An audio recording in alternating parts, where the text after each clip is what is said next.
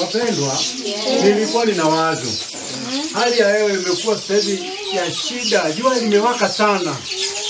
Na tunaona tutafute namna, kwa sababu niliona babu zetu kule nyuma walikuwa hali ya hewa inapokuwa ngumu, jua linawaka kwa namna hii, walikuwa naenda mlimani kule kutafuta namna ili mvua inyeshe waweze kulima.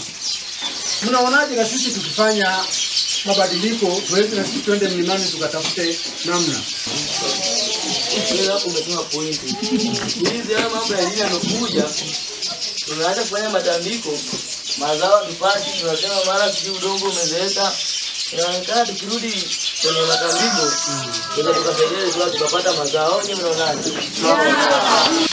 Bwana Yesu asifiwe. Amen.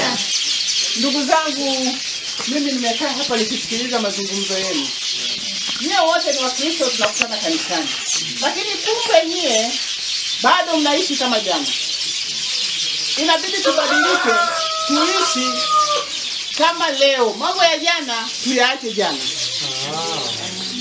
Wazazi wetu walikuwa wakitambika ndipo wanapata mazao. Lakini leo tumieni vitu vya kitaalamu ambavyo vinatakiwa. Tumia mbolea, lima kilimo cha kisasa ili uweze kupata mazao mazuri. Bwana Yesu asifiwe. Tusiishi kama jana.